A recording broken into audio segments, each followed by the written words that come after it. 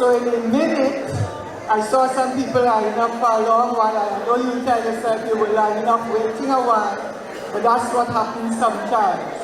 So in a minute, as usual, we will ask everything to stop except for the registration, and we will listen to the safety instructions. Now, particularly for the persons who are seated, when the instructions start, I know you would have heard it before, but there are people here who are new and who would need to hear, and for courtesy's sake, we need to be quiet while it is played. Okay?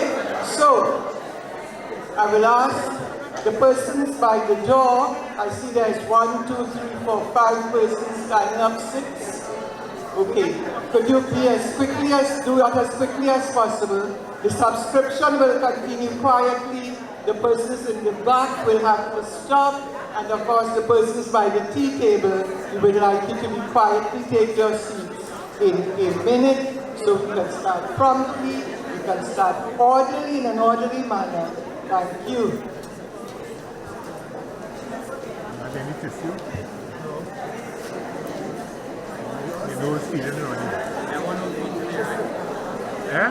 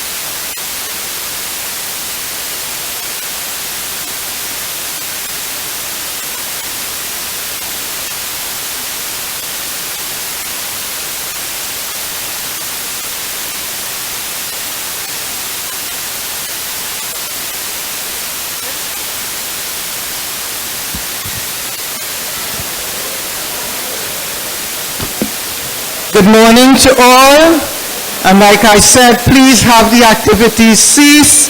Only subscription at this time. I'm seeing the back door open. Remember, we have an AC building, so we need to keep that door closed, please, because we're already using this one for the subscription. Thank you so much. Okay. As usual, we will start by welcoming our new members, and for those who, including the new members who don't know me, I'm Norma George Ocho, the chairman of Purple Diamonds, TTARP San Fernando. So what I'm going to do is call your name, and you're just going to get up and we're going to welcome you. So Stephanie Coker, could you stand please, Stephanie? Please turn to our members so we can welcome you. Callistra Williams, welcome. Callistra. Arlene Coker. Jermaine Batiste. Hazel Joseph. Marcia Mutu Edwards. Yes, you're a special place. Neil Vaughan. And yes, we have one gentleman. We're trying to get more, but it's good when we have at least one. Welcome to all of you. Thank you for joining us on this occasion. This is a... Oh, okay. We have one more whose name isn't there. Could you tell me the name, please? Deborah? Deborah Prime. Deborah Prime. Right, on this beautiful day God has given us, welcome to all. Of course, this month, special recognition is given by the Christian community. In particular, it's like Remembrance Month. We started our month, All Saints and All Souls. And I want us to spend just a quiet moment right where you are, giving a thought, setting up a prayer for members who have passed, for members who have families who have passed, particularly recently. All of us have lost a loved one most likely at some point during our life on this earth. But we thank God that they have been able to contribute. As they say, it's not when you're born is important, when you die it's important, but it's what you do with those in-between years. And a lot of persons who are not with us today have given quite a lot during those years. So, we empathize, we sympathize, especially we also want to remember our beautiful nation is still plagued by violence. There are still many families who mourn constantly, almost every day. And we pray, God, that that would change and that things would indeed be better. So we offer up these prayers. We also want to say a quiet prayer for those of our members who are shut-ins, because quite a few members we haven't seen a while, and we always encourage you, let the social committee know so we can send them a line, give them a little call, because sometimes we don't know what's happening with them. But we also want to recognize our shut-ins, the persons who cannot attend meetings. So let's just have a quiet prayer, please, right where you are. Heavenly Father, we thank you, Lord, for all that you've given us. We thank you for all the lives that you've given up over the years, dear Lord. And we ask you, Father, to bless each and every person, even in their homes, Father. Lord, if they are ill, Lord, you bring comfort to them. If they're in sorrow, Lord, help them to get through that time of sorrow, Father. If they let their memories of the loved ones be pleasant ones. Father, we ask that you bless each and every person. In Jesus' name, amen. Okay. Now, like I said, we have quite a bit to do today, so I'm not going to spend too long. I'm going to be calling the secretary at this minute to offer up the minutes. Okay, so the minutes from our secretary, June Thompson. And this is the minutes from our October meeting.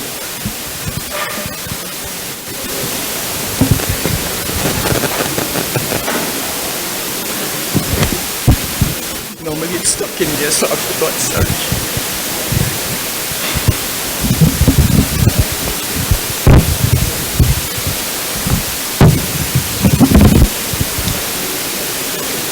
Good morning, everyone. To see so many of us here today. So to God be the glory.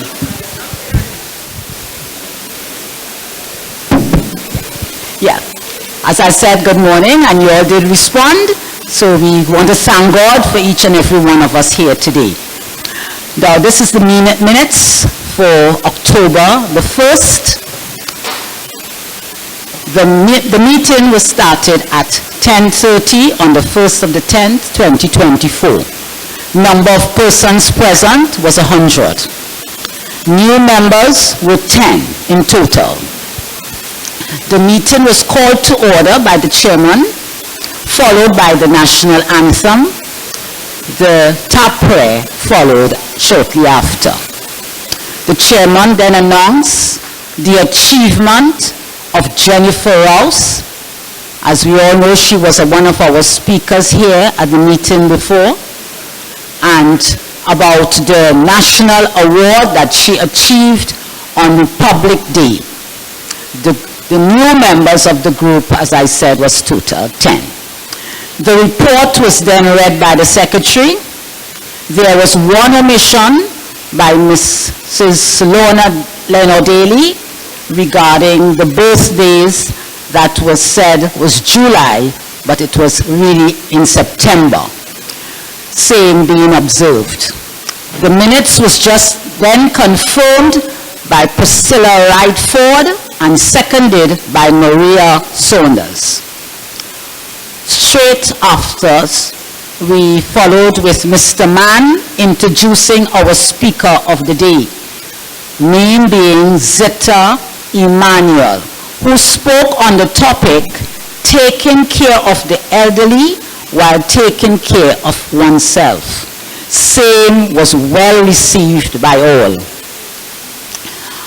Following, Irma Mackenzie, our treasurer, she introduced the Diwali dancer and singer that really cheered us up immensely on that day. Following, the chairman then introduced Anne Mahes, a member of our group, to address us on the meaning of Diwali and also educating us at the same time. June Thompson then thanked her for her contribution and a token of appreciation was given. New business. The chairman then gave some information about the upcoming event. Example, a trip to Lupino, mall hopping, a luncheon at the Radisson's Hotel.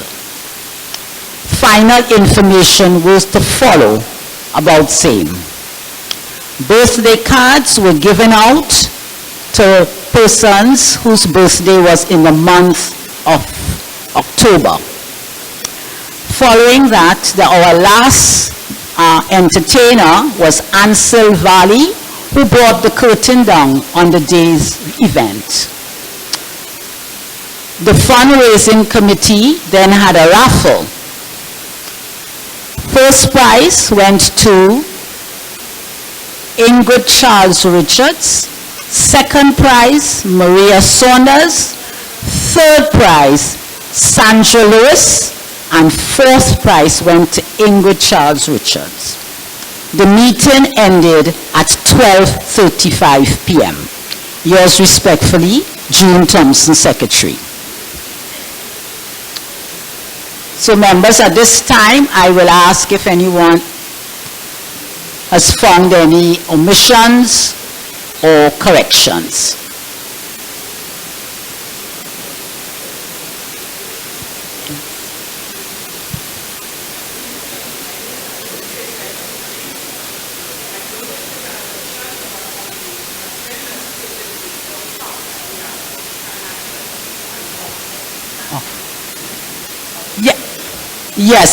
Yes, that should have been announced a little earlier. It was omitted at the last meeting, but you will be getting that financial report this morning. Thank you.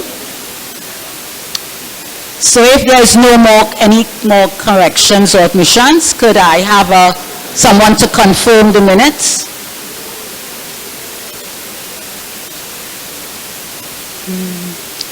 Anyone who was here at the last meeting? Many of us were here. Pardon? Morris. Okay, thank you. Could I have someone second, please? Okay, thank you, Mrs. Anthony. Thank you. Thank you very much, members. Thank you, June Thompson, for the minutes of the meeting. Now, before I call the treasurer to give her report, I just want to respond to that, and I saw something on the chat also.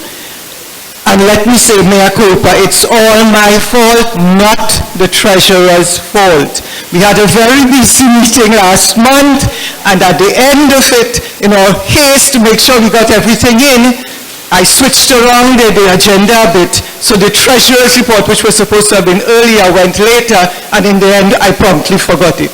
So I apologize to everyone, but today, because she did have a report, and like I said in the chat for those who didn't know, in fact, I should tell everybody, TARP is the governing body. There are 11 zones. And in terms of our financials, I assure you, every zone is supposed to send up their report every month. So although you didn't get it, TARP would have gotten the report. But today, our treasurer will give 2 reports. The one that I apologize for leaving out and today's report. So I want to welcome our treasurer now, Ermin McKenzie, and I do hope my apologies accepted. Hopefully it won't, I wouldn't say age, but hopefully it won't happen again. Oh, by the way, I forgot to welcome our chairman from Princestown, Royal Zone, Mr. Ronnie. He's always here. I tell him he's a member practically, so he's always here. Welcome, Ronnie Roberts. Good morning, members.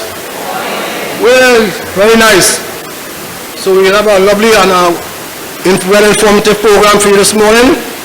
In our presence, we have members of the Hoshams Solution Consultants Limited.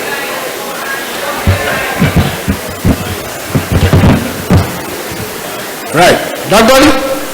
Right, we have them 2 members here from the Hoshams Solution Consultancy Limited. They are here to tell us about safety and security of our homes.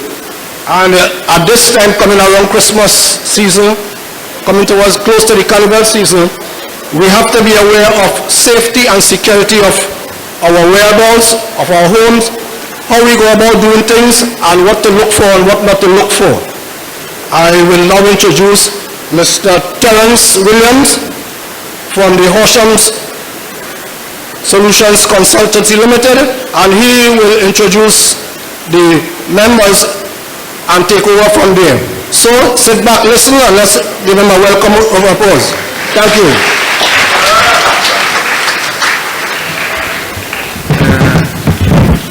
Hi, good morning everyone. How are you guys feeling this morning? Good, nice, I like the energy.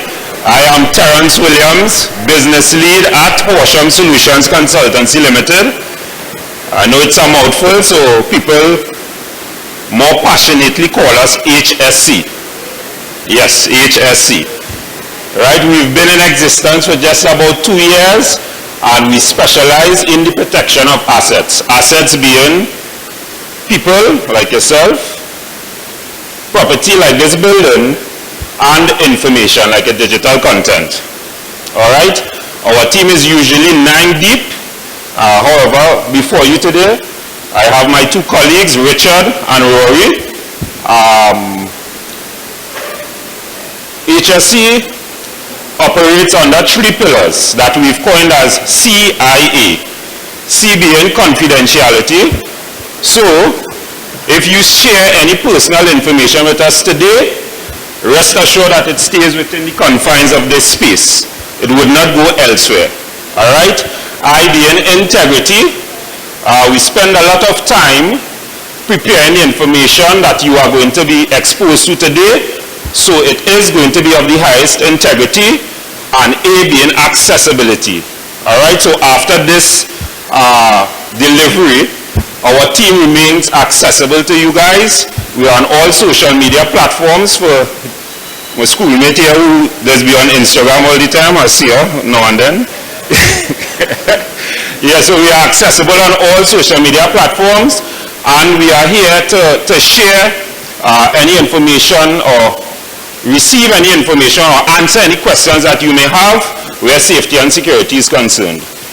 Alright, so without any further ado, I will introduce my brother here. He's the miserable one, so sit back and enjoy.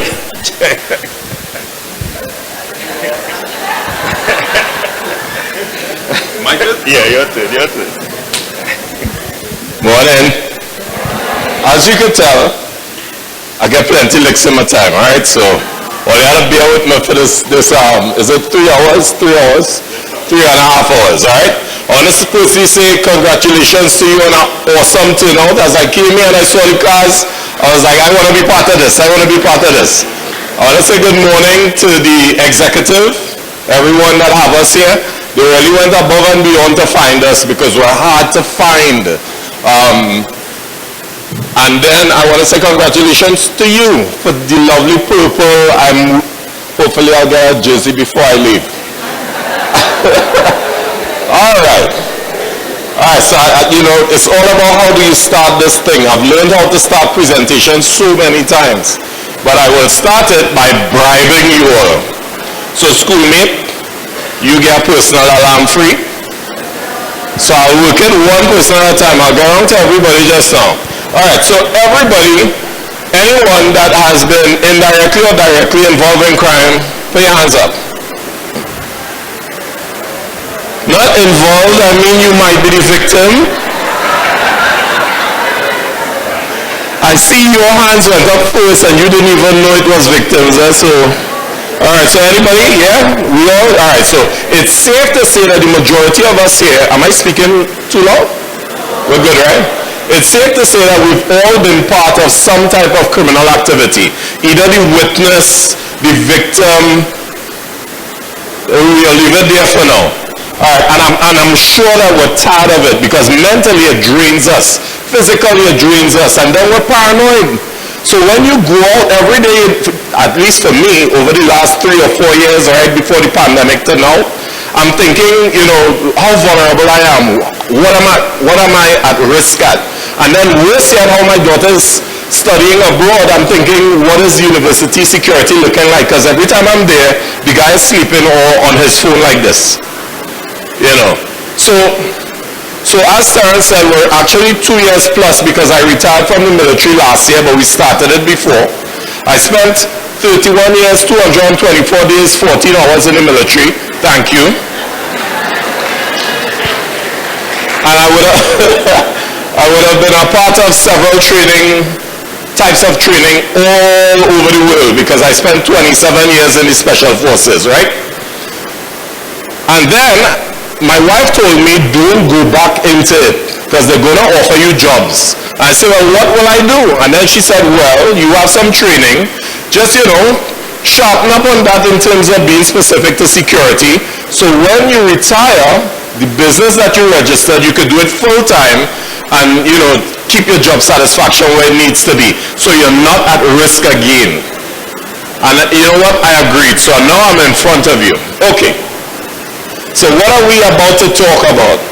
We're going to talk about specific to home security, but I have to walk you in first. So I'll walk you in by telling you how the criminal think, a little bit on criminal behavior, might have some psychology and some theories in there, but that's just for you to really contextualize what I'm about to speak on, right? And then I will tell you how to mitigate against how the criminal think. So it has some situational awareness in there, just enough to get you going. And then we'll deal specific to protecting your household. That makes sense? All right, cool.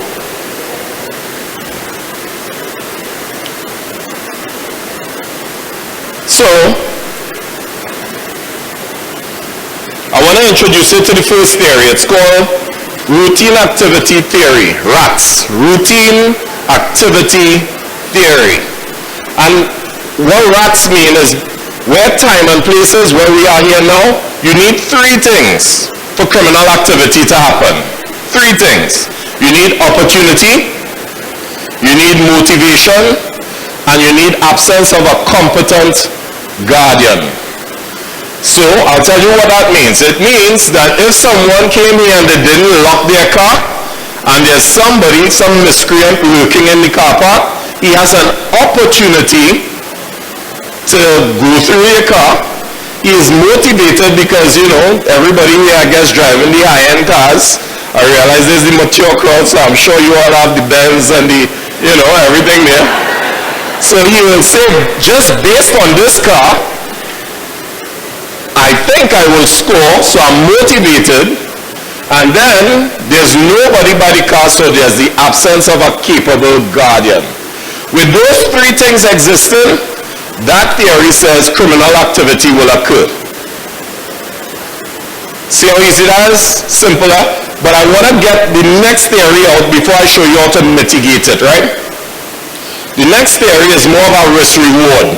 If the juice is worth the squeeze. And that is called the rational choice theory. Rational choice theory suggests that a criminal standing here will think about a couple things before he says, you know what, I'm going to do this crime. And he will first think about the risk-reward. If it plays out, if the reward is worth more than the risk. But before he actually does the crime, there's a couple things you need to know what is happening in the background. In the background of his mind, a criminal always think about if he will get away with the crime. That is the first thing he thinks about. So if, going back to the same scenario, if he comes and he sees the opportunity and he's motivated, he's thinking, could I escape without anybody catching me?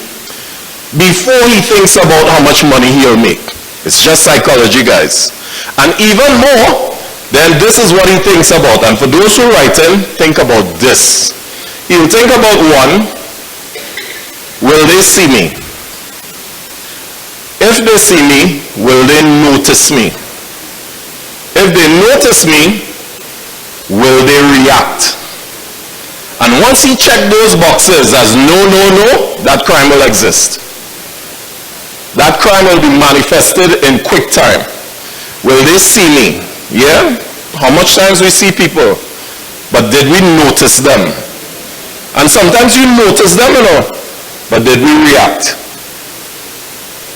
And that is where they live. That's how their mindset works. So the same way how you got up, my good schoolmate here, she got up this morning and said, you know what, I'll go take $300,000 out of the bank because I want to make a purchase on this lot of land, so on and so on.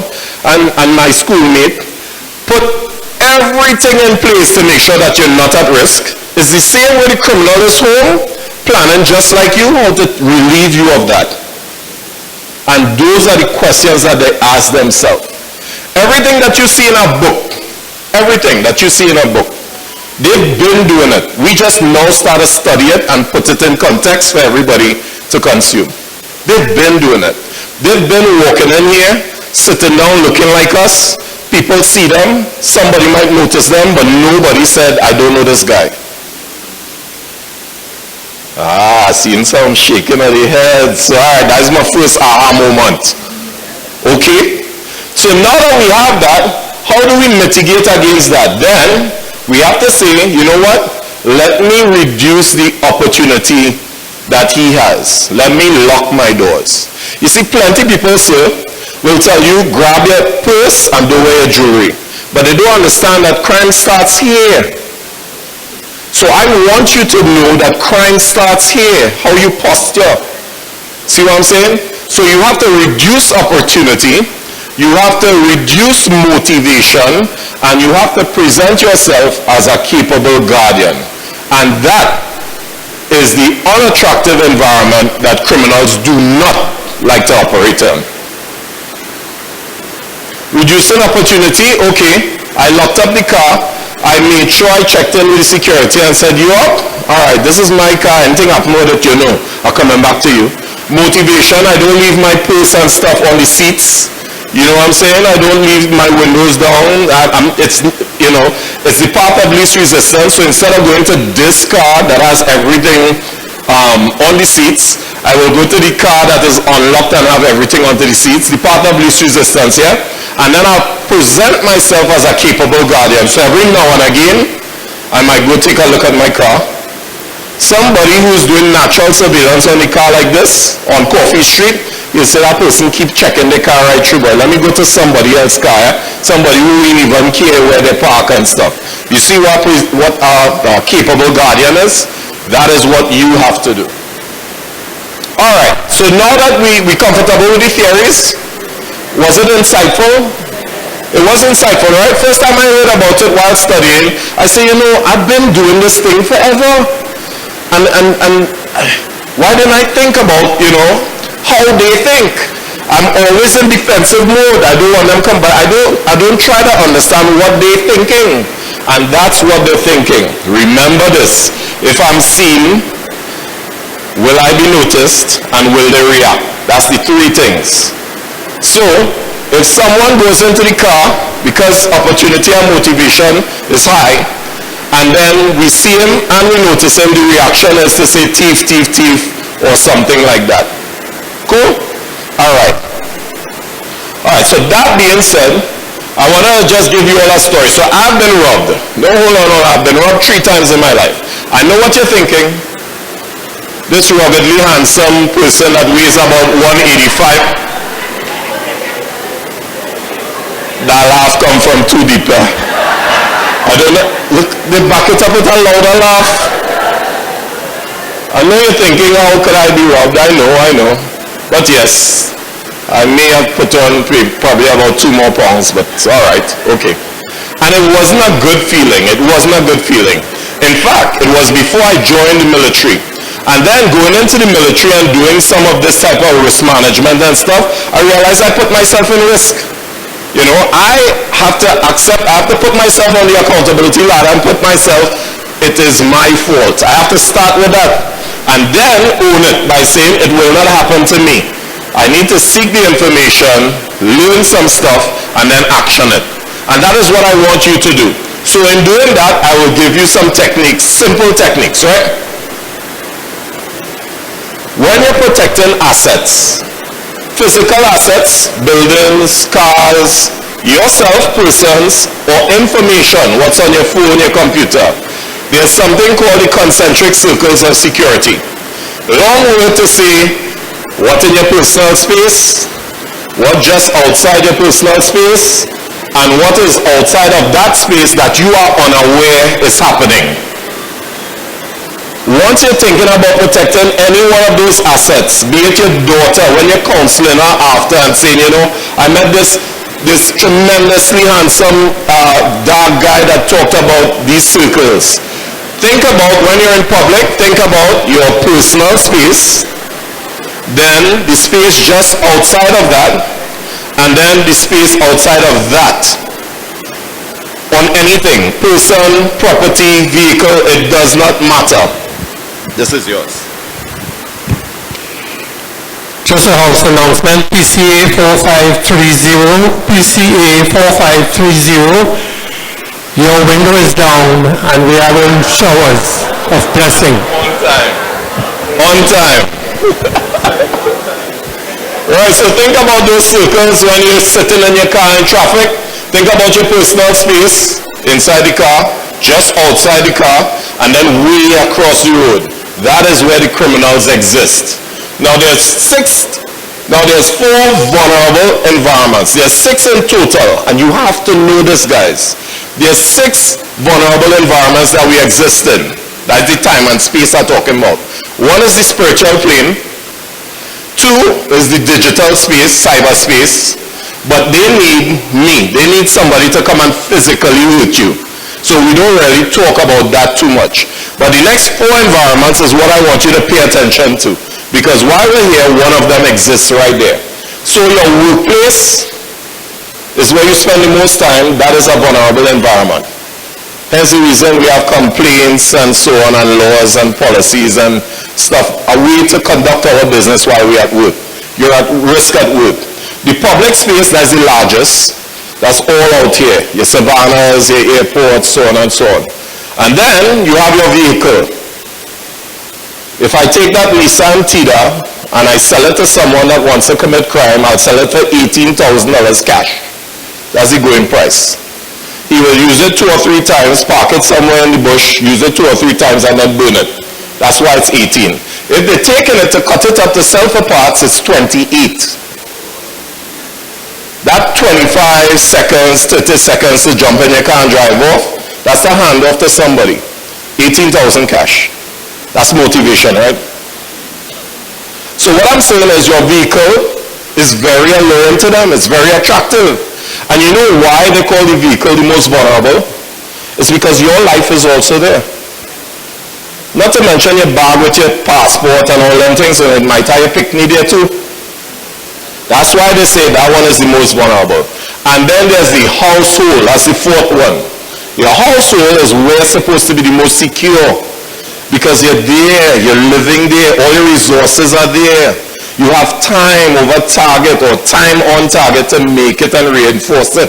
It really supposed to be your most secure. So those are the 4 environments that we live in.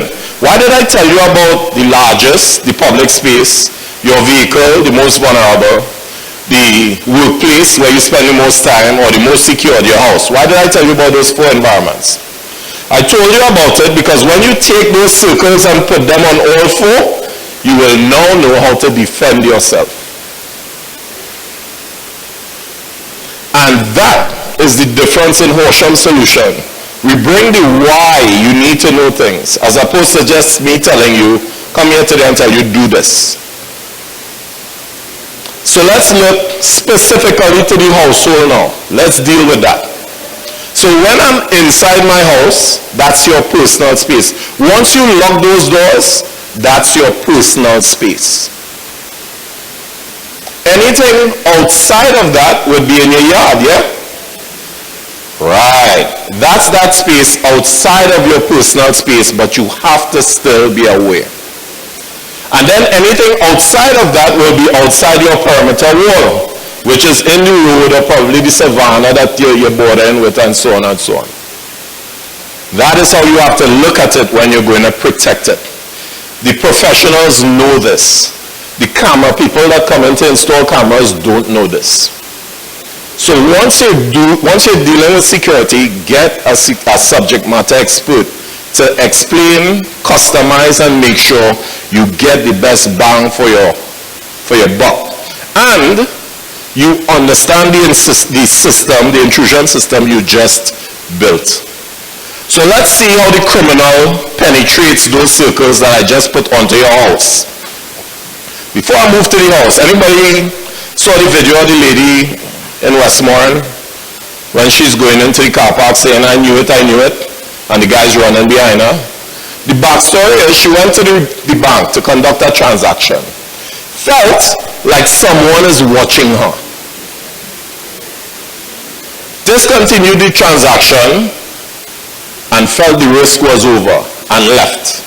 And then when she's driving into her driveway, they followed her. Thank God nothing happened to her. Think about your circles now. If I'm in the bank, it's a little secure, yeah? That's like personal space. There's guards there, so on and so on. If you detect threat while you're in the bank, you need to reduce opportunity, remove motivation, and become a competent guardian. So you have to react and say, you know what? I saw him, I noticed him. Sir, I think this person is looking at me.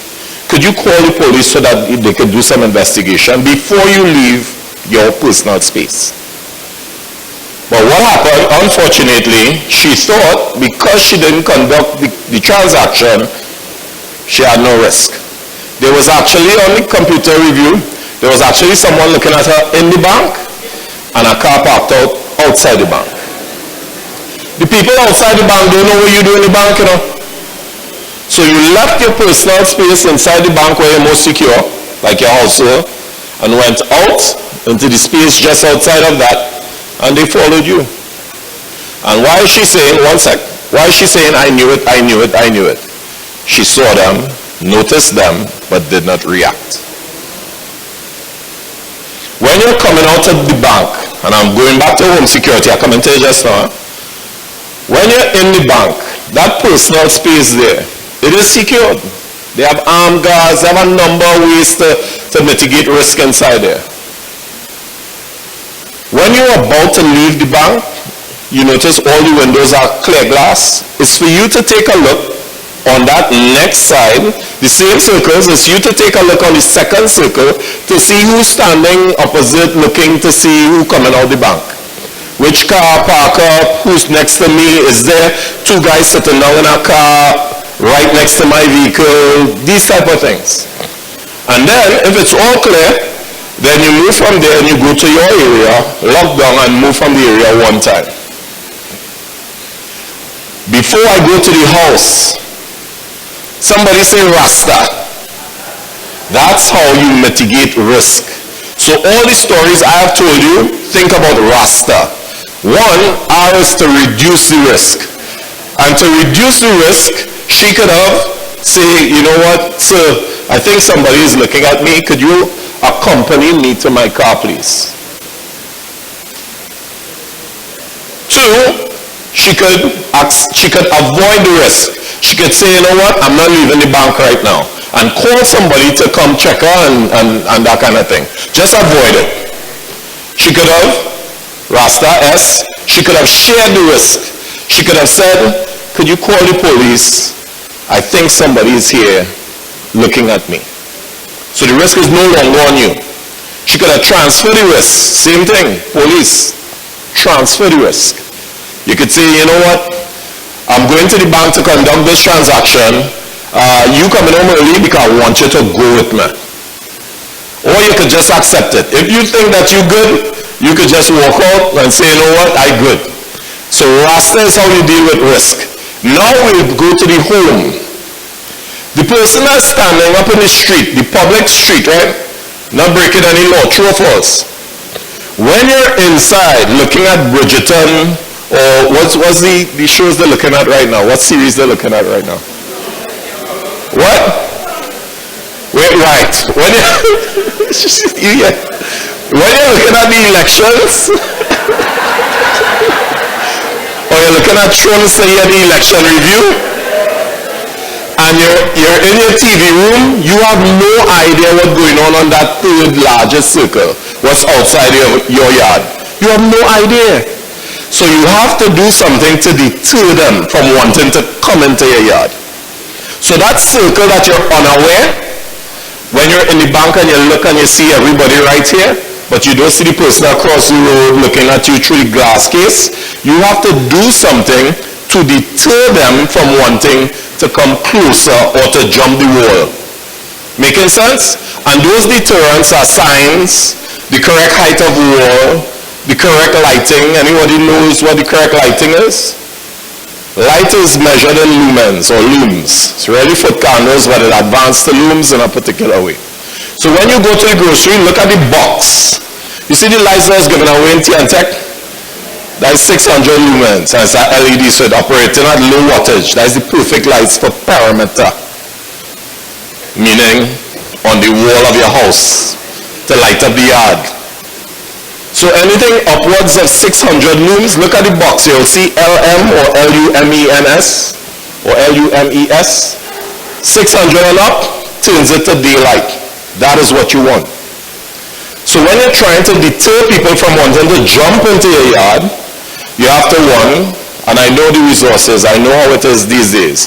So you can't just go home and tell Clifford, hey, Richard said this, we're going to do this tomorrow. But you could plan, you can make a smart plan. Yeah? Alright. So to deter, you want to make sure, one, your walls are the right height. Don't let the walls be like my own that I'm now repairing. You see the nice gate, the fancy gate, that the person sitting in the car could just look through the gate and know everything happening in your yard? That was a long time. You better start to put up walls that obscure their natural surveillance. Because at the end of the day, you want to change his behavior. So now that you have a proper wall, with probably some little slits that you could see through, a proper gate, he has to do this now. You see, it just changes behavior. So although you're unaware of him while you're watching the results of the election, he's acting unnaturally and everybody will say, that is a thief. The right height. Why are walls 6 feet and up? It's because when I'm driving in my car, me acting as criminal right now, when I'm driving in my car, I can't just look into your yard. When I'm walking on government pavement, I can't just tiptoe and look into your yard. That's why it has to be a certain height. See what I'm saying? So you have to do stuff to deter them from coming in the yard. Yes, a door could be a deterrence too. It could work both ways. So, alright, the person is very resilient. They say, you know what, I'm jumping this yard regardless. When they jump into your yard, you have to have stuff to detect them. So that's the second D, detection. And this is where your cameras come in. This is where the correct lighting come in, but more so, motion lights. So to the front where your car is and to the back where it's dark, make sure that your lights are motion censored. So, if it's on, somebody walking in the back of the yard.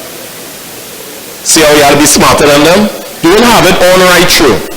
Have it motioned, so it comes off, it times out. And then, if you're just in the kitchen and you look in the back of the yard and see the lights on, somebody is walking in the back of your yard. If you look to the front and you see this light, this bright light just come on, somebody is in your driveway. That's how it works. So detection can also go this way. How about that dog?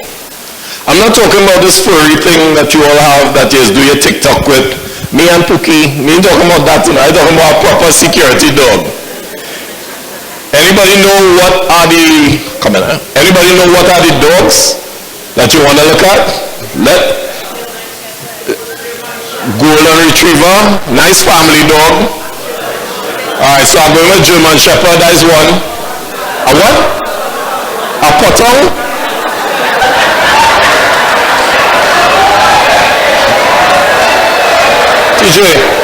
TJ, just give her one of the, I mean, you had to be brave to say that, Give her one. She said potong. TJ good. Fantastic answer, but unfortunately, I'll have to say no. It's a noisemaker, it's very streetwise, but when you're thinking about security, you really want to get to your shepherds, your outstations, or more so, the top level, which is your Belgian Malinois.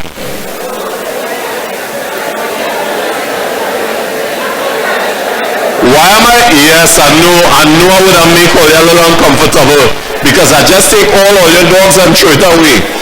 No, I'm not saying the dog useless. I'm saying the most trainable dog when it comes to security that could exist. Remember, we're security specialists. So we're not going to tell you stuff that everybody knows. We will dig a little deeper and tell you what you really need to use. So in our temperature, on this side of the earth in the Caribbean, the German Shepherd's too heavy.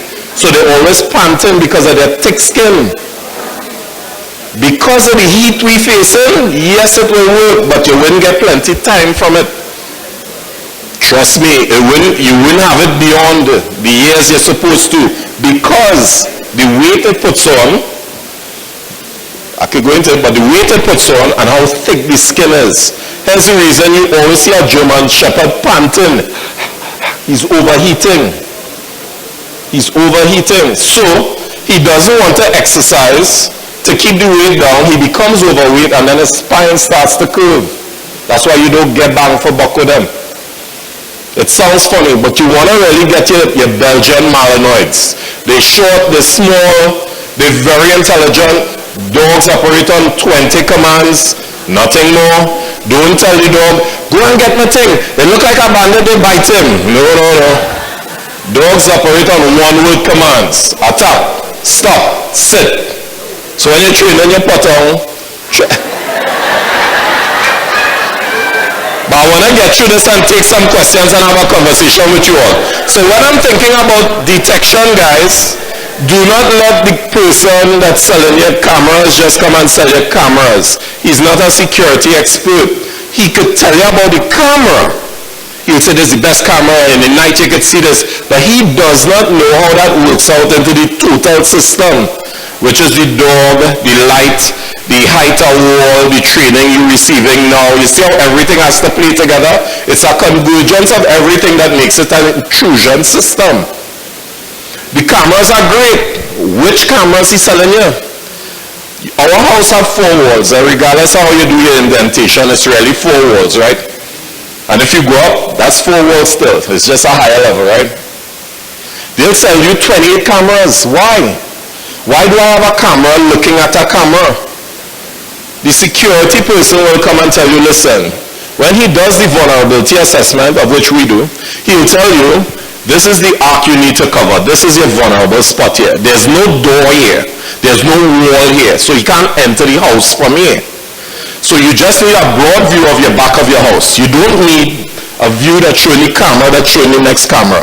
It reduces your money.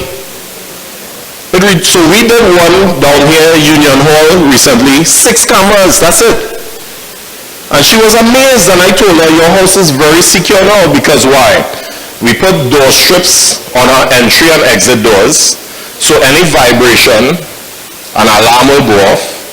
There's the cameras, we put the sensor light. In fact, we put 2 sensor cameras, one to the front, so that when someone moves, that camera alone shows on the screen. See where technology reach?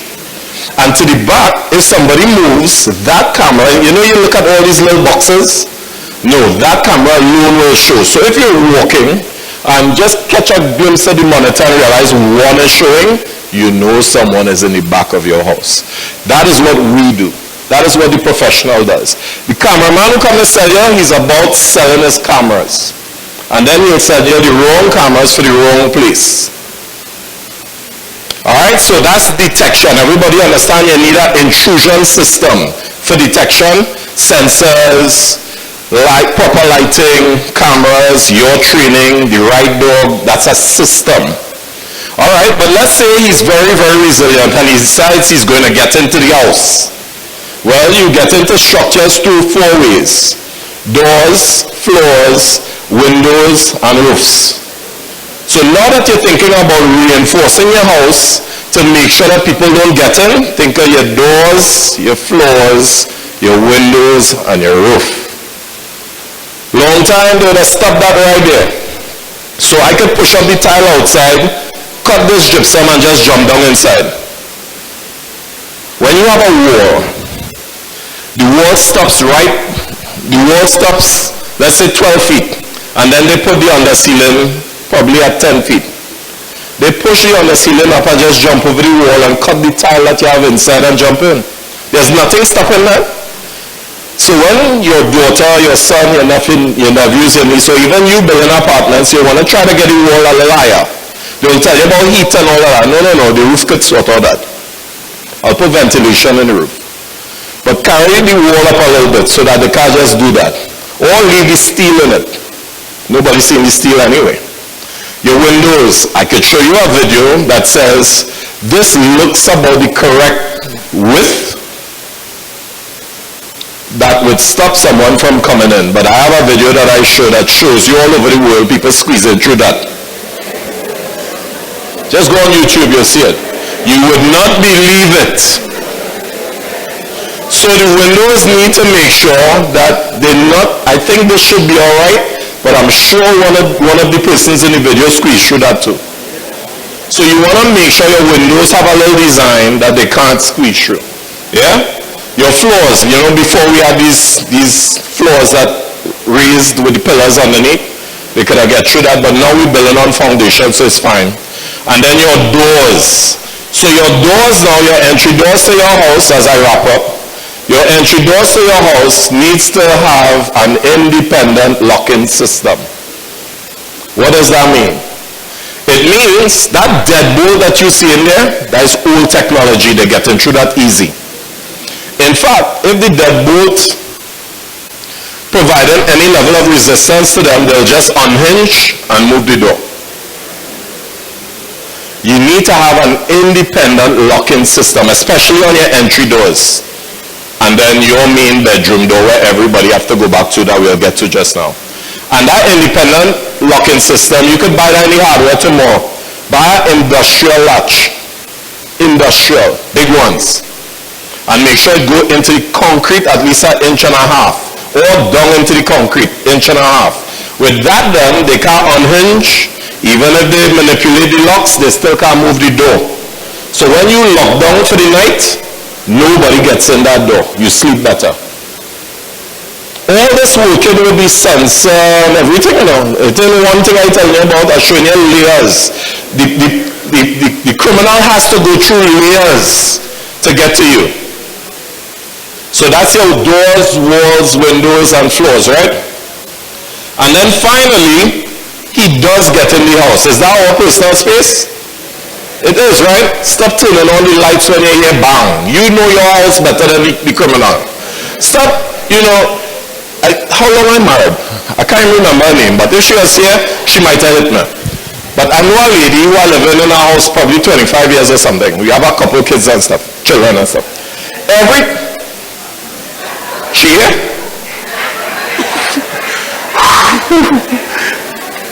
Every time she hears a knock in the night, she turns on the light. You want them to see where you are? They can be downstairs and see the light in the bedroom and say, oh, that's where it is. I just woke upstairs. No, let them turn on the light so you know where they are. You know your house. It's fine. But the most important thing I want you to have when it comes to inside your house, God forbid somebody gets in, is an emergency management plan.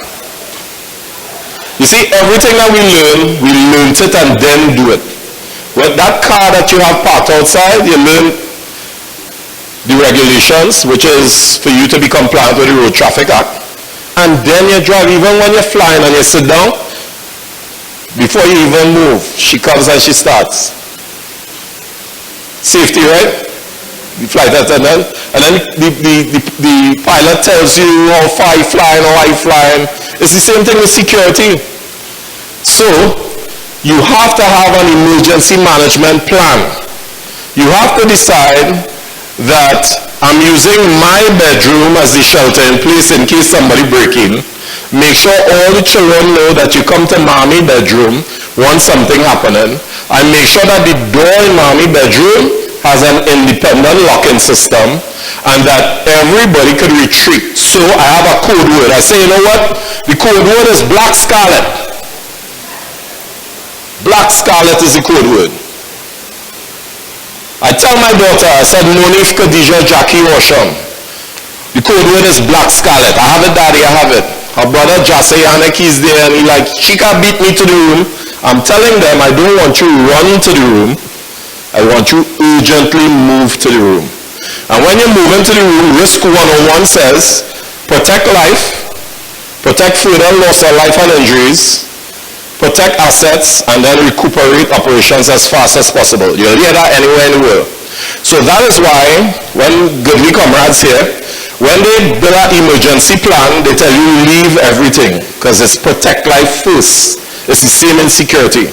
So when you're giving them this thing and you say, all right, I'm going to shout Black Scarlet, I want us all to go to daddy room. And I'm playing, and I'm playing, and I'm playing, and I'm singing, and I'm playing. And I say, go, and they take off. I say, oh, go, shall it, it's still here. Let's go. The code word is Black Scarlet. So, hey, daddy, you're always tricking me. I'm going on the back of the house. I say, Black Scarlet. Take off, Black Scarlet, Black Scarlet. We reach upstairs, they lock it down good. I walk upstairs, I try to get into the door, they don't answer. They don't answer, and they don't unlock. Why? Because there's a code word to unlock the door. Black Scarlet, mommy black boy. That's me. It's alright, it's daddy, you can open it. They open it. But what happens while they're inside your room? If they have to be there for extended period, 2 in the morning to 3 in the morning, you have to have water. You might want to put a fire extinguisher in your room. You might want to have an independent communication system, meaning your cordless phone from flow. Sleep with it in your room now. You might want to have an alarm. If you don't have an air horn, walk with your car keys and sleep with that in your room. Because you can get your car alarm going just by pressing the alarm on your car keys. Hey, that's my next aha moment. I didn't know I have an alarm. Of course you do, your car. Just press the alarm button on it. Don't leave it downstairs by the window, by the cupboard. Walk upstairs with it and put it there. You might want to have a weapon if you have weapons.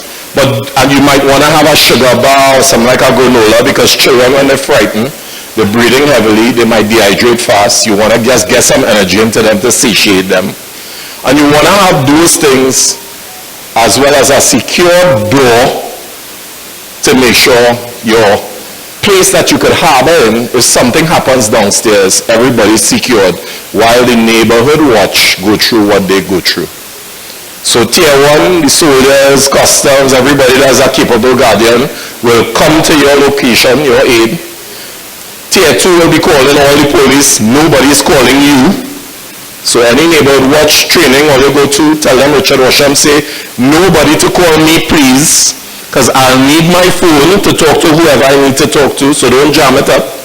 Tier 2 will be calling the police, the ambulance, call everybody because you don't know who will reach first. You see how that works? And Tier 3 will be in support. That is your medics, your so on and so on.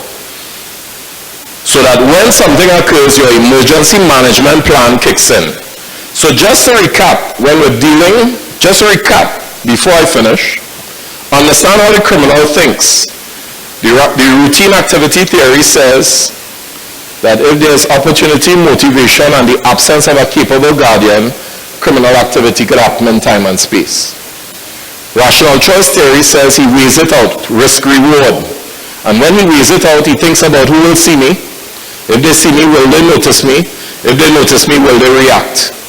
But I just enamored you with stuff to mitigate that. I said, you know what? Put yourself in any one of the 4 environments and draw a circle around here. Personal space, space just outside of that, and the space that you'll always be unaware of when you're watching Bridgerton in your TV room. People are in the road, you don't know they're there. So, to mitigate, I need to deter them from coming closer. Going with the house, you have to have the correct wall, not gates that people could just stand up and look through. You have to make sure you design a gate differently now so that you change their behavior so that everybody notices it in the public space. Right height. You have to make sure it's illuminated with the right lumen, 600 and up. Go to any grocery, you'll see it on the box. And then, if they jump the wall, you have to be able to detect them. The right kind of dog, you know what a Malinois will do compared to a Potong? A Malinois wouldn't even bark. Very, very intelligent dog. So you want to get the right dog if you're a dog lover. You could still get the furry ball, that's fine. But get the right dog to help you detect the criminal. And a dog's strength is its nose. Make sure that your cameras do what they're supposed to do, but have a security expert come and tell you where to put what, because all cameras are not made equal. Try to get a censored camera, so on and so on. Make sure when they're trying to get in, your doors, walls, windows and ceilings are reinforced so that you delay the amount of time that they take to get in, which gives you more time to operate your emergency management plan. When they get in, if they get in, you have a plan that you shout out Black Scarlet, everybody runs to your room, you're fine.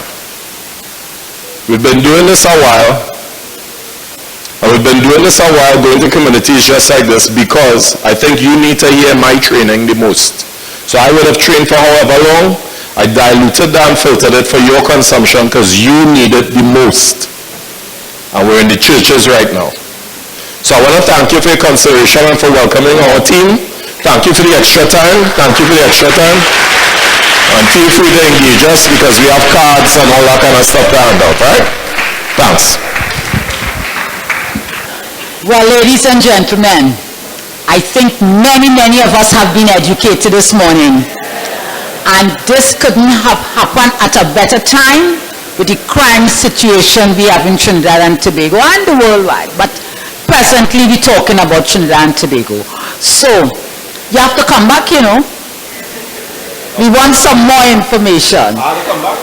Yes? Yes. I'm back. Yes. So we want to thank you very much for all the education this morning. And I know what security I need now. So thank you very much. It's a joy having you. Thank you very much. Thanks. Thanks, guys.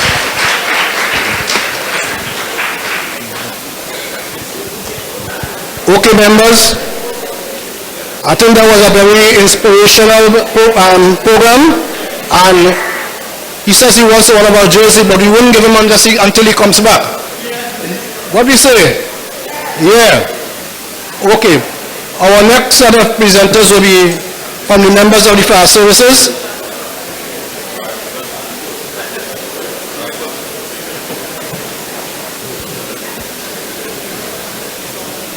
And they are going to tell us about fire prevention, safety in the home,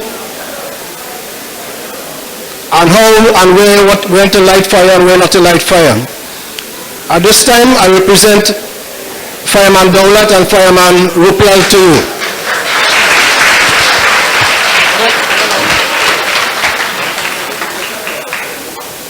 So, good morning, everyone. You all find the session very informative so far? All right, nice, nice. So, I am firefighter Roplal. I have 18 years service in the Trinidad and Tobago Fire Service, as well as my colleague here. This is Morning all. My name is Firefighter Dowlat, 3641 regimental number.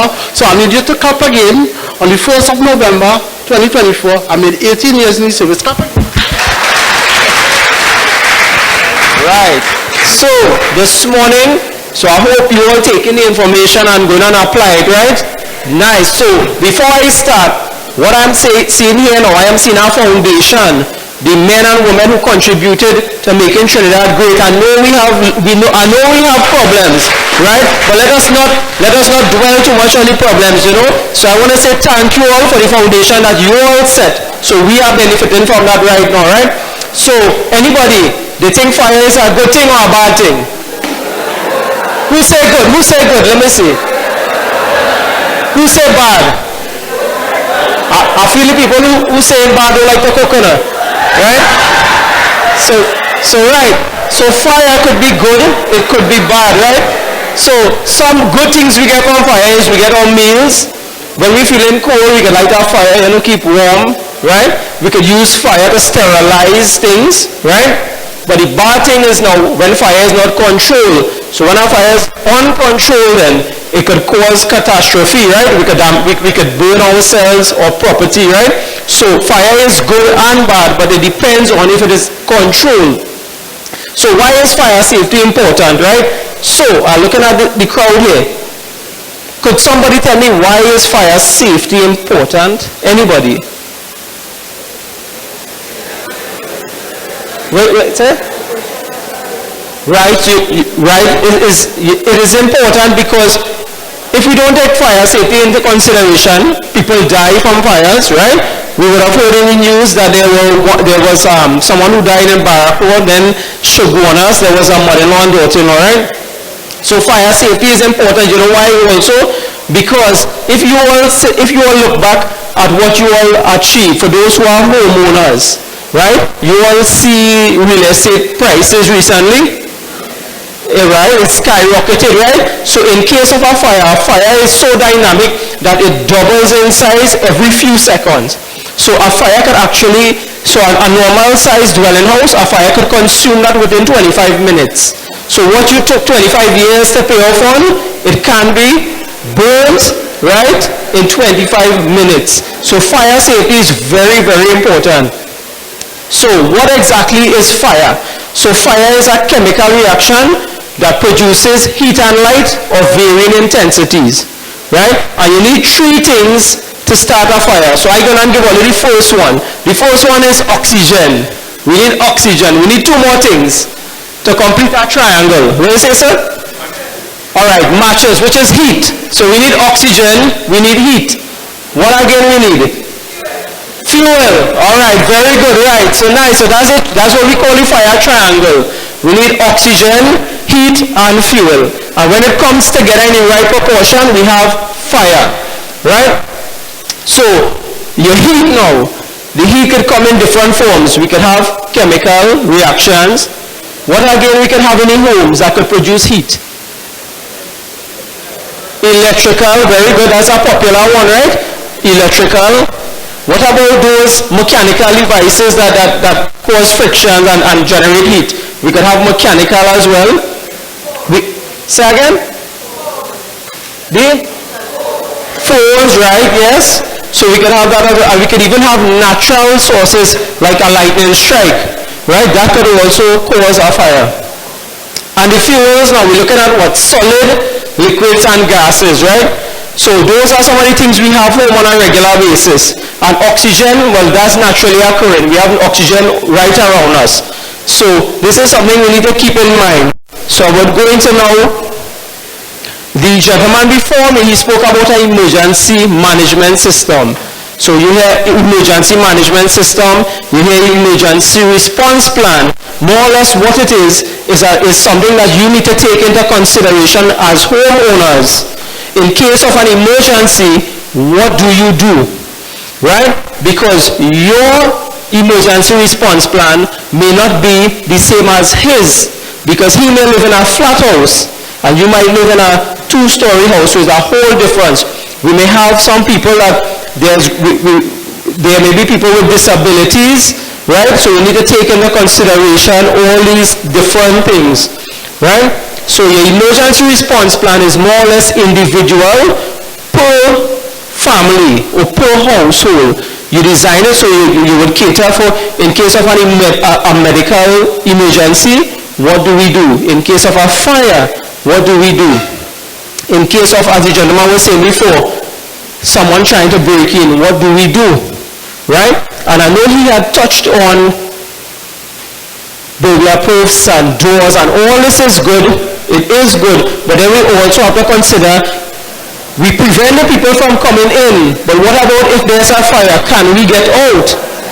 So these are the things now that you and we as fire service, we must bring it forward, because when you're designing your burglar proof for your doors, you need to make sure that in each room that there is one that is accessible that you could just unlatch and exit, right? So you need to take into consideration all these different things. So your emergency response plan more or less would guide you in terms of what to do. So in case of a small fire, you may not even need to evacuate. You might have an extinguisher nearby, you could put it out. But then you know what? In case of something that is beyond you, then you need to think about maybe we need to do a complete evacuation, right? So I would go into the evacuation procedures. So in case of a fire now, so we sleep in, right? And my colleague here, he will touch on the importance of having an extinguisher and smoke alarms in your home, right? And the cost as compared to the cost of your assets and your life, right? And you all will wait and you all will tell us which one is of greater value. So an emergency response plan. The first step in an emergency response plan, right, we're going into that now, is sounding an alarm. So in case of a fire in your home, does anybody have smoke alarms? Anybody? Very good, I'd like to commend you all for that, right? So the smoke alarm more or less is designed to work when you are resting. So when you're all tired, you know, you're working all day, you're cooking, you're cleaning, especially Christmas coming up, so you're busy. When you're sleeping in the night, your smoke alarm is working. So in case something happens, it will alert you. And the earlier you can be alerted, if you all have a working extinguisher, you all can extinguish that fire and save your property, save the lives of your loved ones. But if you don't have it, now we have what, as I said, fire is so dynamic, it just doubles in a few minutes, right? So it could cost you more than. So we want to alert, so we sound an alarm. So the next thing is now, we need to contact fire service. Anybody know the number for fire service? 990. And what about the police? Very good. And what about ambulance? And what about KFC? Alright, I know a little spoke, I don't even know that number. Alright, nice. So we contact fire service. So it's also important now, because I know everybody may not be from this community, but it's also important to know the number to your nearest fire station or police station as well. Because sometimes if you could contact them directly, it reduces the response time. So for Monrepo Fire Station, for those of you all who live in Pleasantville and environs, it is 652-2677. The police, I wouldn't know the police number, if I really get in trouble with the law, right? So that's it for the fire station. So we contact them, right? So the next thing is now we need to evacuate the building. So when we evacuate, as the gentleman said before, we evacuate and we just pushing everybody aside. You understand? We just grab up all the deed and we grab up the gold and we grab up this and make sure we pack a nice bag before we leave in. No, we don't do that, right? So we need to go in a calm, orderly manner. We leave those things behind because you are more valuable than those things. Those things you all can replace, right? And when we evacuate or when we go down assemble, by the doubles man across the road, right? No, we're going to a place of safety. So that's something when you do your emergency response plan, you take that into consideration. Where is a safe place for my family to gather?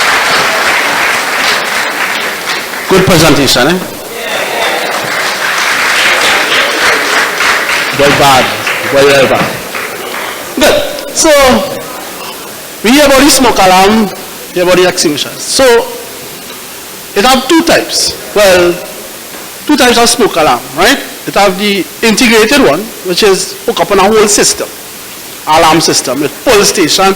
You ever notice like the red box on the wall there? The pull station. It have an AV, which is audio visible. It make a noise and it flashes a light. So, impaired person, right? Pretty good. So, that is the integrated smoke alarm. So, that will trigger off automatically then. Right? So, if there's a fire in the home or the business or wherever, church, community center, wherever, this will, once it detects the smoke, it will go off. Right? And then it have the single station one. This is the one where Officer Reply was talking about with the 9-volt battery. Right? That is the 125 one, whatever price it is. So you could install this one. When you buy this one, it is come with a bracket. Everything is come in the package. Come with a bracket, put it up in the ceiling, screw it up, and you just turn it. Put in the 9-volt battery, and you just turn it up, and that is it. Right? Now, it have smoke alarms, and it have heat detectors. They are different. So where do you think you might want to put? Where do you think you might want to put a heat detector? In the kitchen, right? Because I sure always cook plenty, right? I sure always cook plenty, right? Yeah, so and it will have smoke in the kitchen, right? I like color, who cook color?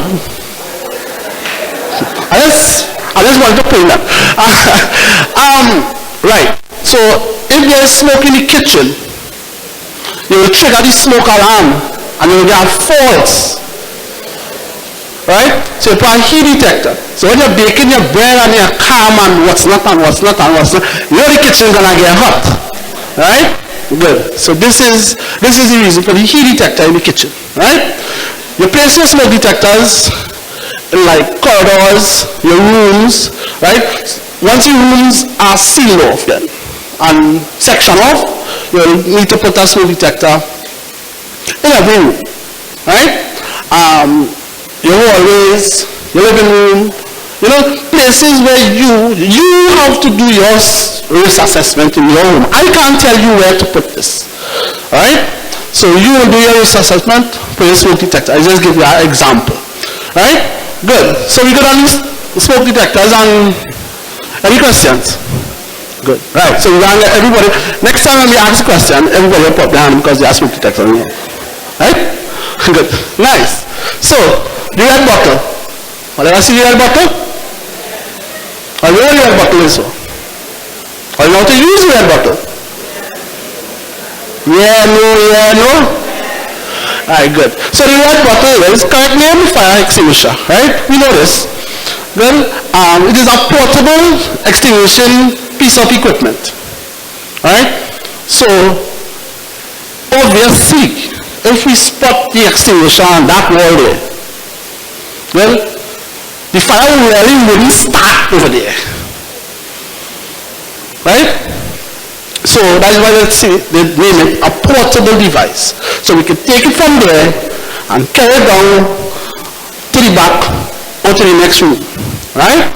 So it's a portable device that is used for firefighting. One thing Officer Reply was supposed to touch on and you didn't. Yes, we know fire, right? You see fire, you know it's dangerous and whatever. So we're talking about you in dangerous state here. But there are different classes of fire. So whatever is burning will tell you what type of fire it is. So the three most common ones will be class A fires, which is organic and paper and stuff like that. Class A fires, right? And then class B fires is like fuel and gas and stuff like that. So the kerosene and the diesel and the, you know what? I went and did a lecture at time and I told them kerosene and some of the program, petrol it is actually, yes, petrol, right?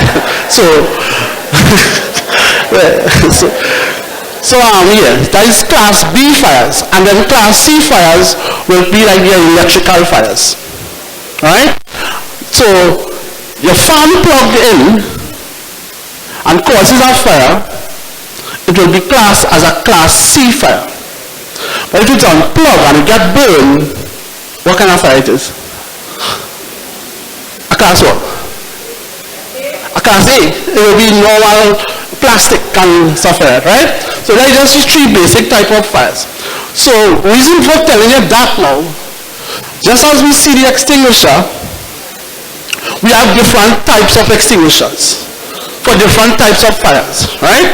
So we have the three main type, which is the water type, right? We have the carbon dioxide. Remember, as we said earlier, one element of the triangle is what? Oxygen, right? So the carbon dioxide will remove the oxygen from the fire, and that's how it will be extinguished, right? And then we have this one here, which is the dry chemical or the dry powder, right? This is if you watch the extinguisher, on the yellow part, you see it A, B, C, different classes of fires it could be used on, right? So, this is the next thing. Then you do your risk assessment at home, you will know where to put what. You will know where a class C fire will start. Where do you think a class C fire might start? In your homes. Indeed? Because you have appliances there, right? Where do you think again? Maybe in the entertainment room or the living room, because you have the TV, you have, yes, right? We have the TV, we have the music system, we have the sound bar, we have everything there, right? So you might get electrical fire there. Good. So we understand, so you now could do your risk assessment and know which part to put which extinguisher. Good?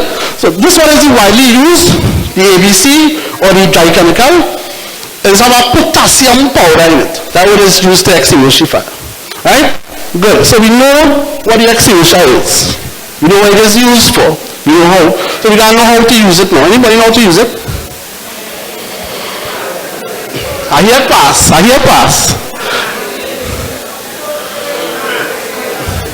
Okay, I done. Right? So good, yes, pass is the word, right? It's an acronym that is used to tell you how to use the extinguisher, right? So the word pass, P-A-S-S, tells you exactly what to do in using an extinguisher, right? So, as all you know, let me tell me now, so P is for what? Pull what? Pull this?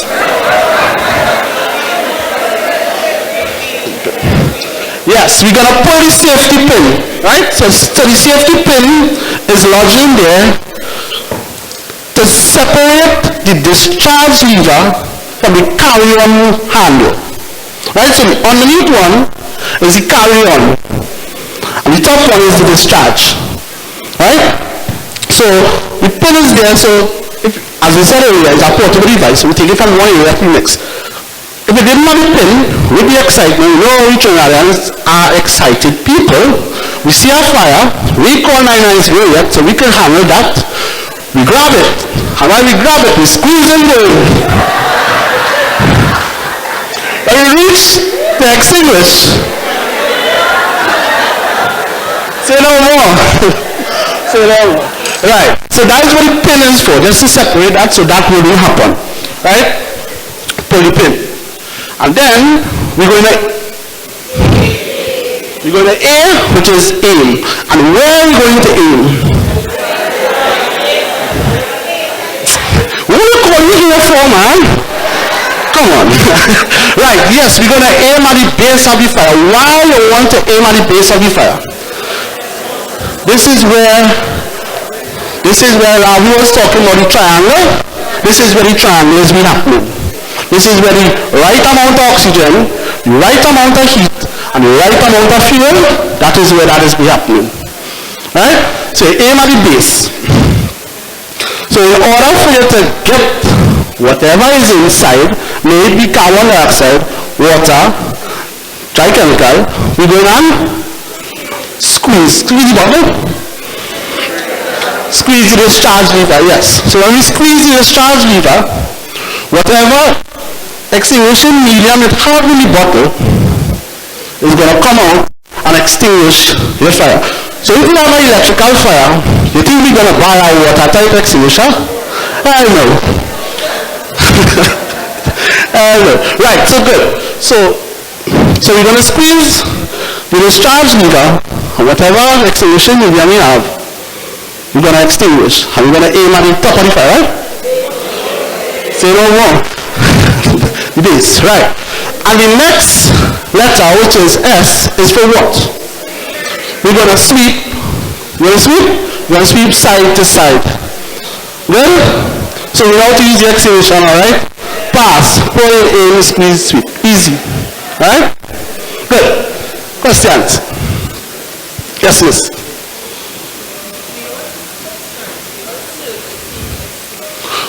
Okay, so it had a time before I joined the work. I heard the fire service used to do servicing of extinguishers, not again. So what you could do is like check the service provider where you get it from, and they may or may not do the servicing. It have people who just do the servicing, so you just have to just like look up online or whatever and sort it out. Yes, miss? Okay, yes. So once you're, for a business place, which is, or a church, or the community center, or even your homes, your extinguisher is supposed to be checked every year by the service provider, right? When you buy an extinguisher, and mind you, the extinguisher is supposed, if it is stored properly, supposed to last you 10 years from the manufacturer's date, not when you buy it. So you can buy it from the companies, they might have it 2 years there. So you check the manufacturer's date, and as I said, once it is stored properly and all the directions, all the instructions is on the data plate on the extinguisher. So even if we didn't come here today to give you this briefing on the extinguisher, once you read that data plate, you're going to know everything you need to know about the extinguisher. So all for those who have extinguishers home, if you have some time, before you read your papers, I know I'm sure all you still read papers. I went to some school and I asked, I don't know what is newspapers, I'm like, oh yes, grannies use that, grandpas go and get it every morning. Right, so that's a newspaper, everybody have it right here, right here. So yes, so you can take a read on the data plate and it will tell you what type of extinguisher it is, what fires it could be used on. It will tell you the distance you could stand up. Now, the distance will vary for everybody. It is said that you stand at least 5 feet off the fire, right? But if you spray and you cannot reach, what you'll do? You have to go closer, right? So it will vary, right? You try to get as close as possible you could get without getting harm or getting your clothes on fire. So I'll teach you the drill after when your clothes catch on fire. I sure I know the drill now too. Stop, drop, panel, right? Yeah. So how close you could reach and extinguish your fire, right? Use pass and extinguish your fire. Good? Right. So, any questions again? Anything I miss? You good? Are you ready for the exam? Pass the exam, you have. Alright, good. So, I think we have come to the end of our presentation. Whatever we have said here today, we keep it closely here. Keep it here. Yes?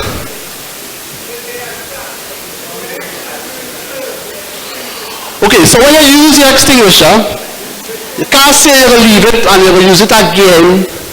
It needs to go back to your service provider, whoever you purchased it from, or somebody who does service the extinguishers. They take it back to them, they have to change back the seals and what's not, and refill it, whatever. Now, the water type extinguisher, it is easy, you could do it yourself, huh?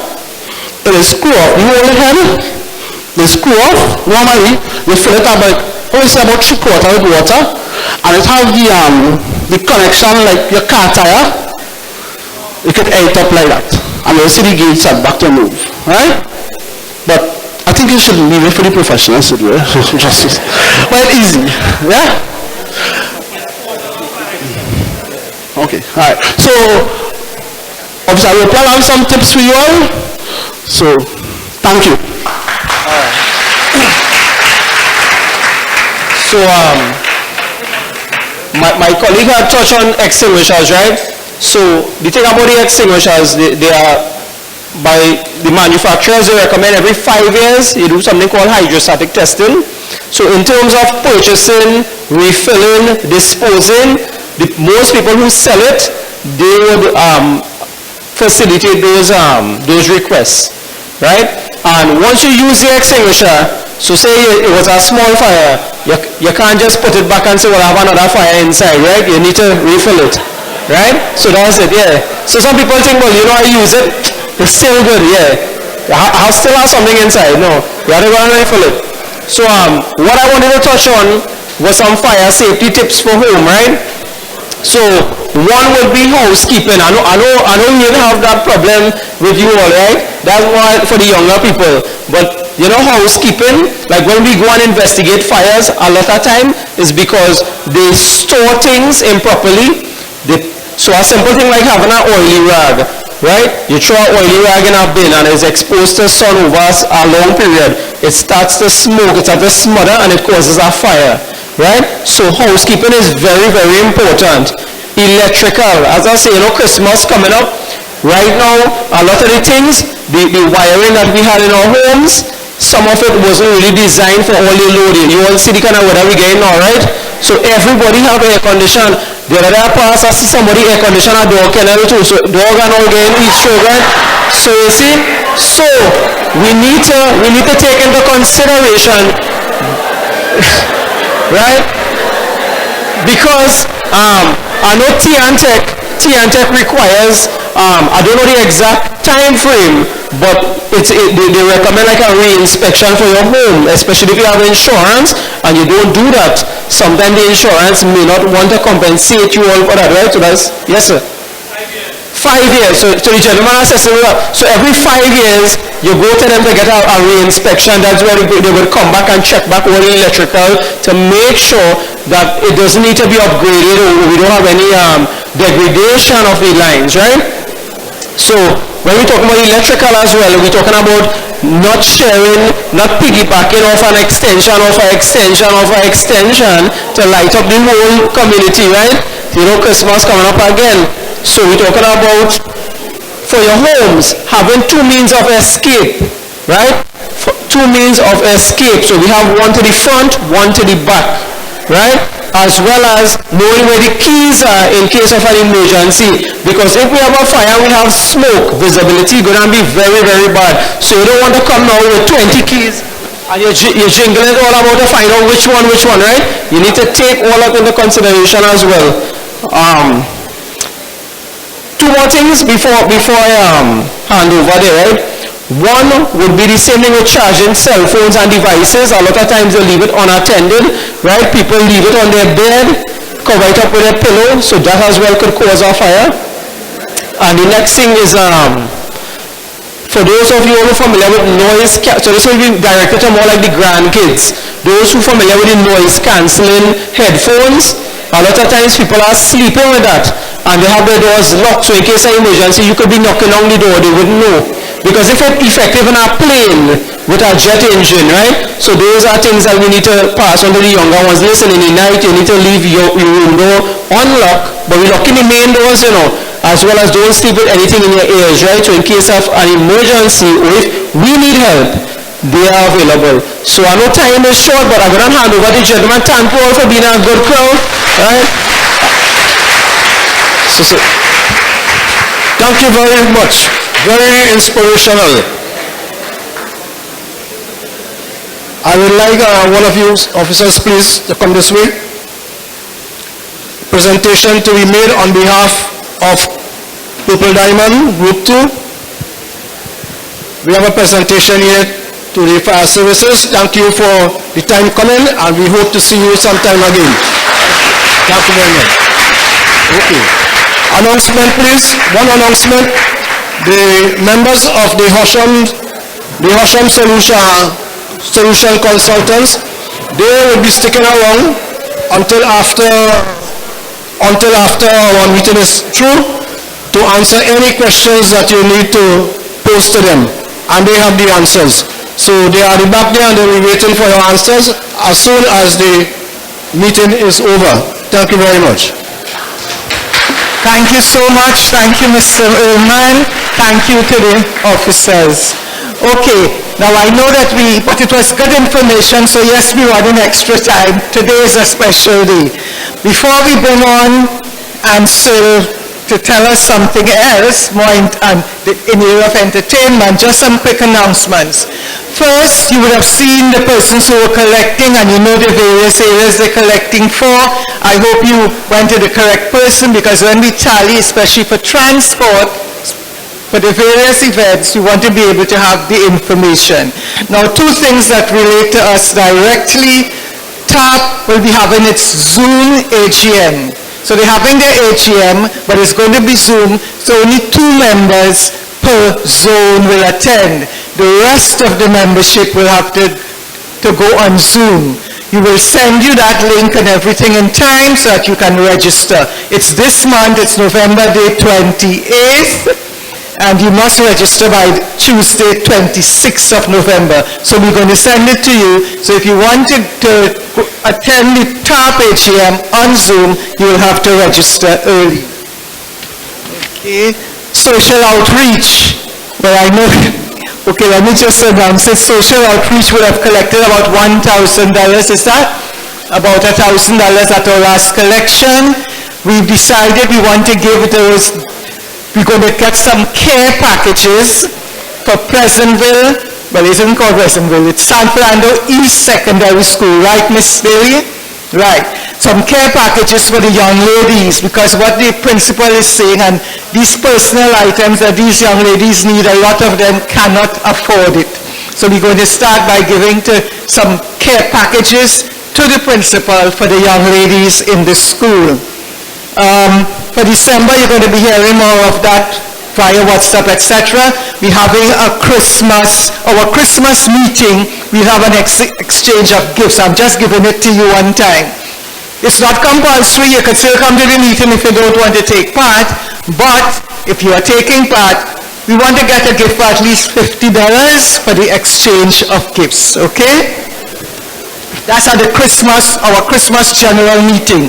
That's the first Tuesday of December, okay? Our Christmas luncheon, which is at Royal Hotel, that's a different thing, and you would have had that information out there already. There's Anchorage lunch, so we know about that. Ronnie Roberts here, I know he wants me to say a little bit. Yes, Mr. Roberts is having his 2nd annual Parang line. He promised us a lot of goodies and whatnot, so let's hope we get some tickets sold. Oh, our outing. Thank you so much. You people went to Lopino, thank you so much. Our surplus is $2,250. Thank you so much for attending.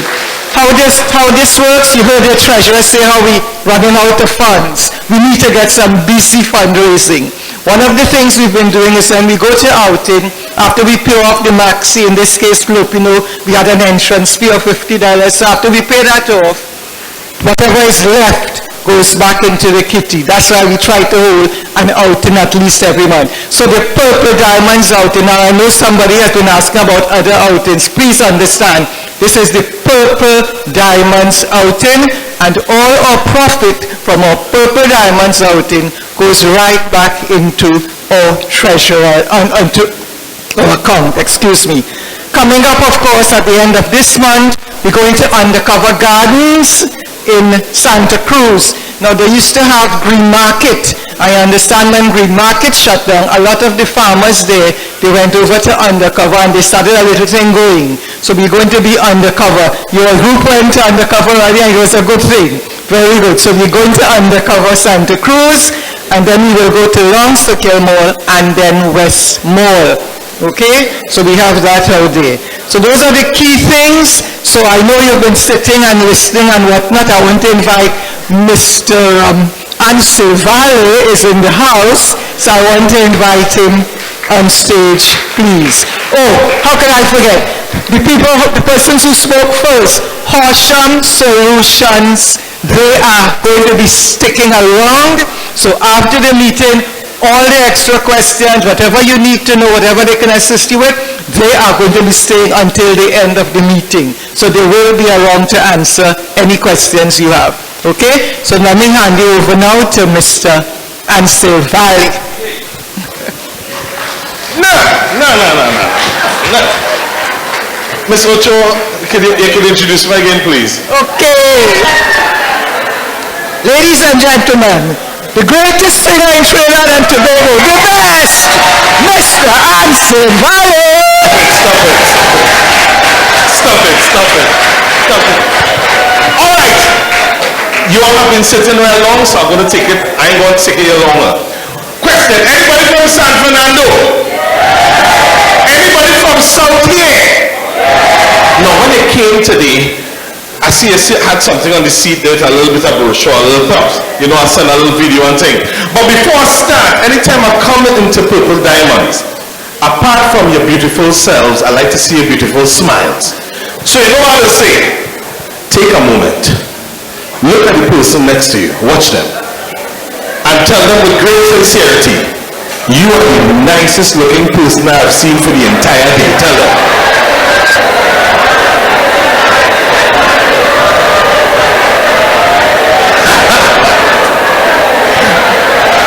I don't know how to go around.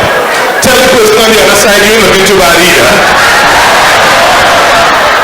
Good. Cool. So you know Ms. Ocho, she said, Ansel, when you come here, we want to make sure everybody like you. We had a lot of speeches, so we're giving you the opportunity to give the surprise. I just do one surprise and then I out. Anybody here who joined in, you check beneath your seats. Check your seats, check under your seats, check under your seats. Yes. You ain't gonna find nothing, but that was a surprise. Ladies and gentlemen, I come to invite you to my thing. I have a thing on the 1st of December, you know that. I sent the video. Now, I put my thing on the 1st of December since October the 1st. I didn't know the head office put it after mine. So I'm not trying to encroach on the head office. But I just say, anybody from Sando? Now I'm trying to ensure that down Sando we do something fantastic.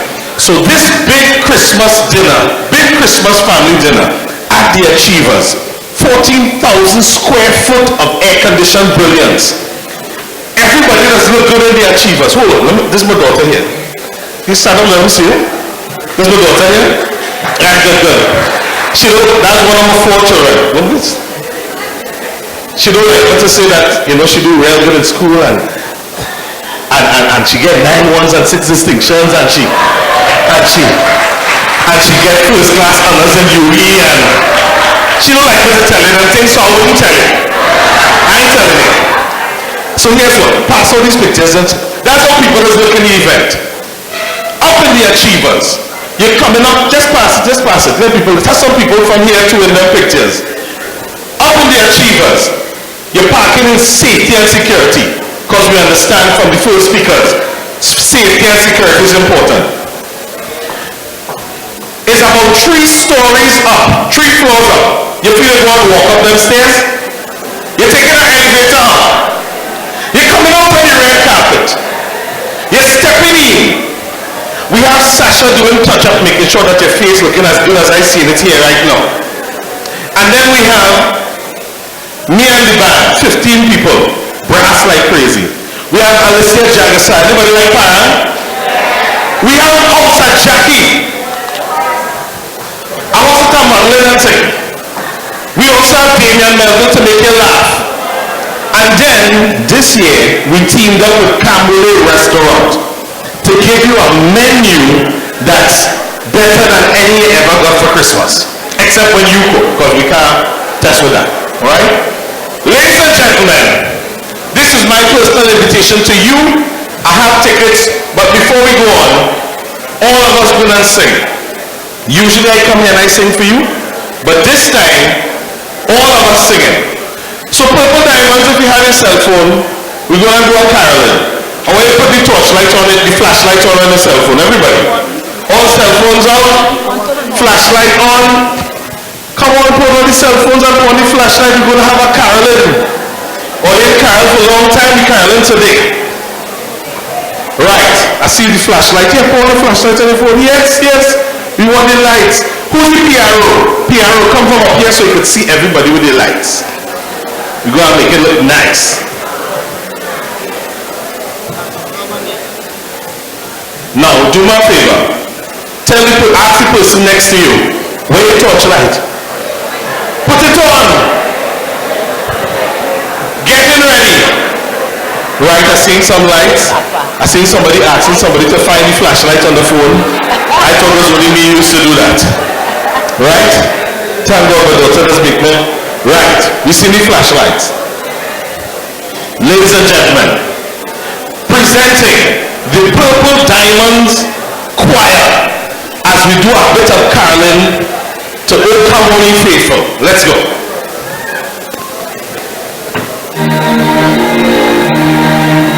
Now I want you to sing as well, though.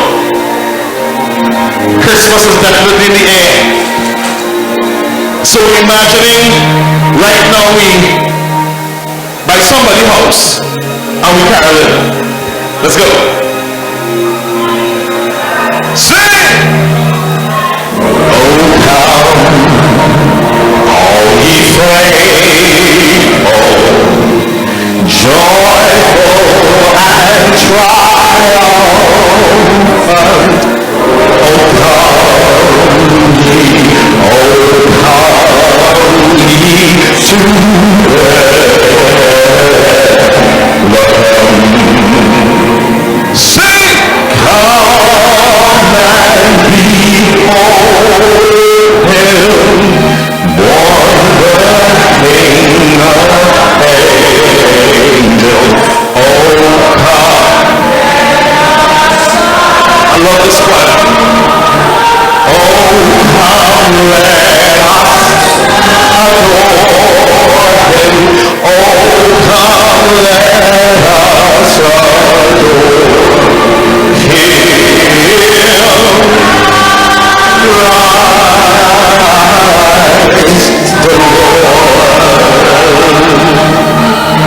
you all sing so good.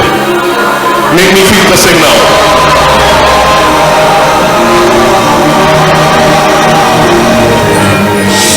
Sing choir of angels, sing exaltation. Oh, sing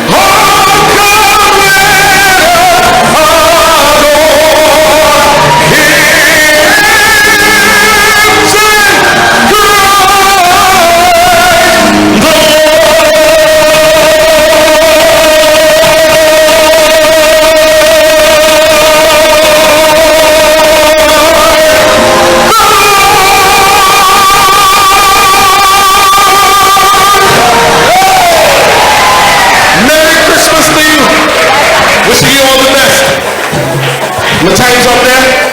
I have tickets. Let's play. Yeah. Divas are leave. I don't know what you want to try. I just saw something in there. Come on.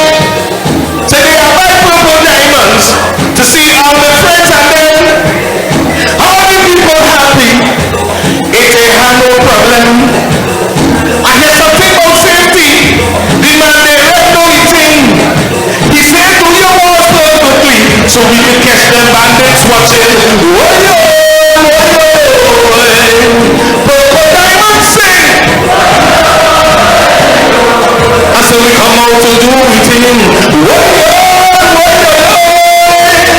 I'm watching the time. Miss Ocho, this ain't no big line. I have tickets too. I just come in to invite you. Hey! Oh gosh! Only time Miss Ocho looking real nice today. Miss Ocho, one spin, one man has that. Oh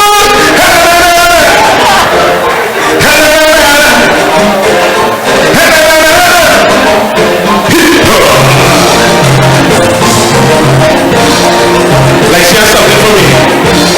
Ladies and gentlemen, before I go, I just want to see a little wave. Look at a little wave now. A little wave.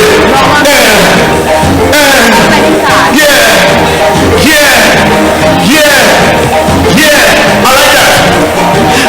I really like go your way. How you sit down and well behaved. I have to take advice. I find this man, he dancing too nice. You supposed to be recorded, but here you're dancing. I tell you what really happening is Martin in there and they say, punch a crème, jam. Hey, you're smiling, dimple showing. My God, she making me happy. Something before you. Eat something look at the box. Eat something before you. Eat something before you go.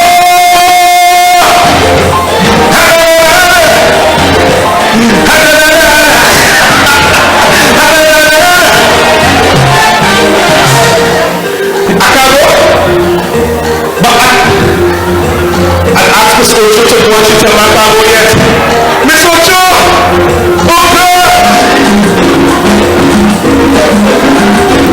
Well, ladies and gentlemen, I guess I'll come back. Miss Ocho has something to say. All right.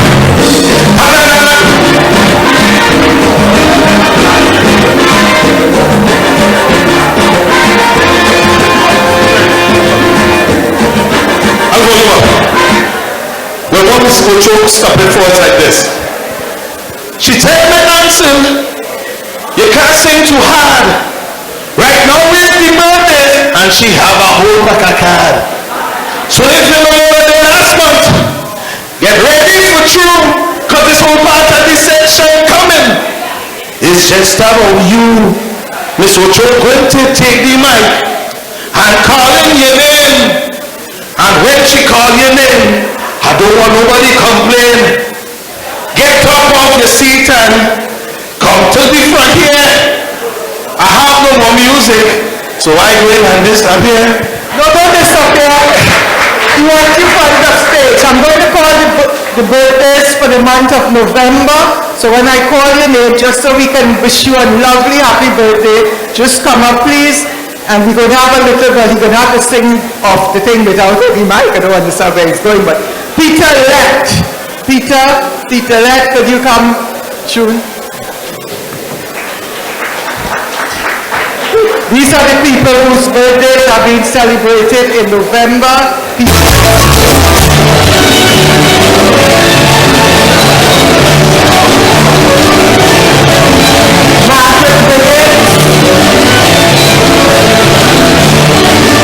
Margaret Wiggins. Okay. Margaret Wiggins. Oh, she's coming. Lynette Navarro. You're all supposed to be clapping them, you know, they're coming up dry. I know the birthday song's supposed to play. He's going to get to it just now, so we all wish them their birthday. Lynette Navarro. Leah Denise Dixon.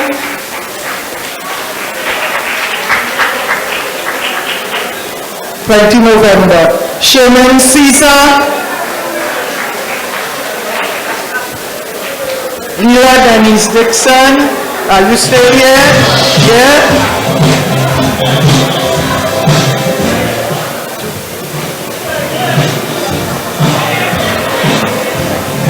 Sherman Caesar.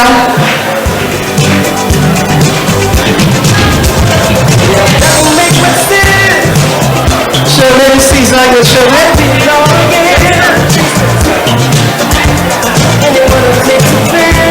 Patricia Harris.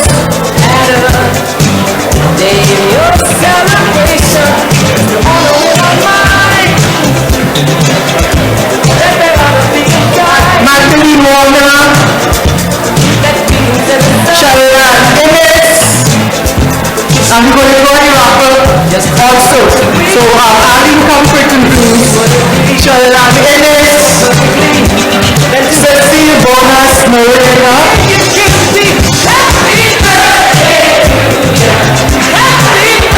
Brenda Mitchell,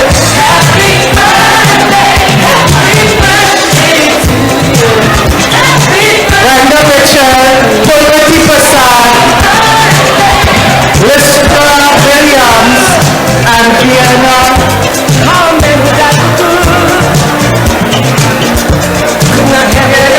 Vienna Bacchus, Marvin Sampson. Vienna Bacchus, Marvin Sampson. I hope you don't need any more and more now. You don't need one. You will tell me name. Go to them. Here's the word. Here's the word. Somebody gave me the name and it didn't do it. Now we have Ansel come up and give you a special birthday in a minute. Grab your, you're going to get away things. Grab your rampant tickets. Grab your rampant.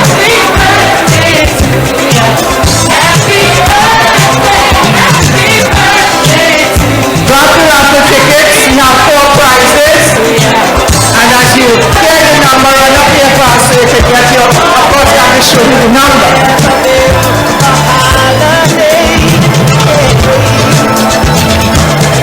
Where peace is celebrating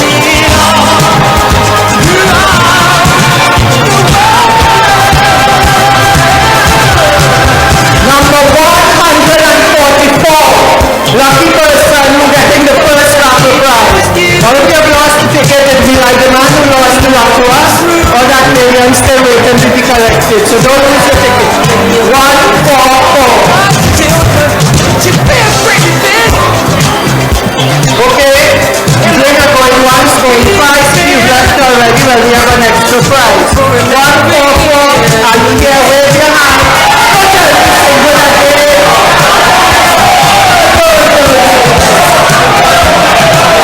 She won 2 prizes last month. Oh my goodness. Oh my goodness.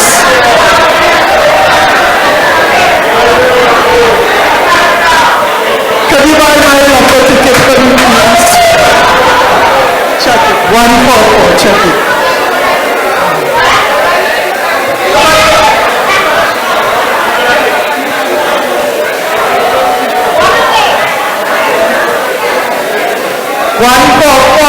So that's the 4th prize. Okay, we're going again.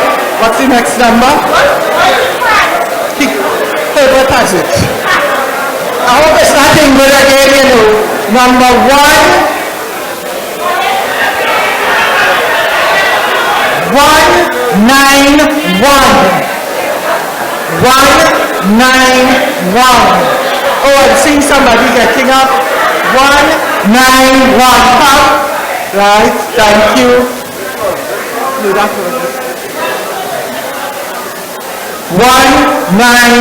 So it's 5 prizes we have, okay? 191. Thank you so much. You need to carry it on. Next one, very quickly. Number 63. 6. She got it. I thought it was her. What she gave? Number 63, and we have a winner, okay? Number 63, okay, Eileen, shake up the box, shake up the box. Number 63. Number 63, okay, we're going again. Right, so the next number is number 210. 210. Nobody? Going quick. Oh, I see the hand. Come on for it, love. Number 210. 210. Don't worry if you didn't win it this once. Next time we have it this every month. 210. And the next prize, the prize, and this is a specially made prize, and I really want to congratulate the person with the box walking around. She made a lovely cake as her first prize. and I really want to congratulate her. Also, when you eat it, if you're not Ali made the cake, okay? So the prize is 403. And if it's a good, not giving up. 403. 403, you have a cake waiting for you. Can't eat all of it, you know, we at that point in our lives. Nobody. I'm seeing a hand there. 403. Okay, Mr. Ansel, meet us at the stage, please. Ansel is going to give us some lovely meal. You want us to patronize? He's going to have to sing his heart out. Okay, 403. Thank you so much. Wait for your key. Hold it carefully, don't let it fall. Lady in yellow here, my daughter. Yeah, I take a sip. Yeah, I wish for you in my head, and I got my answer the first moment that we met. Oh yes, I believe when you told me really clear you'd be here every year, every Christmas.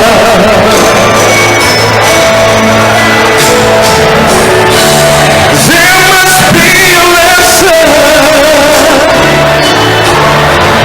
for me to learn. If you don't trust in love, you may not pay in return. What should I do? What should I be lonely? Don't tell me it's right.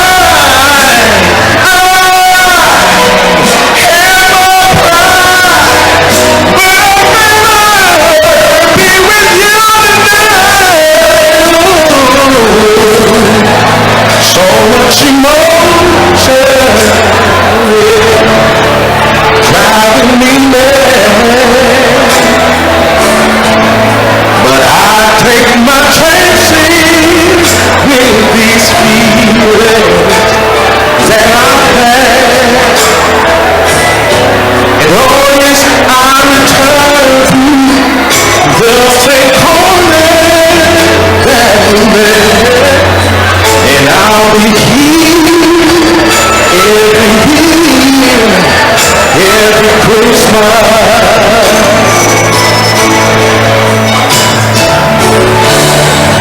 Networks can't explain the pain and the fear. Yes, I wonder, yes, I wonder, are you gonna leave me standing here? I wanna come and sing to some people here. I wanna sing down here. How are you doing? I sing to people down here today. If I made a fool out of me, my friends gather around me with holiday cheer.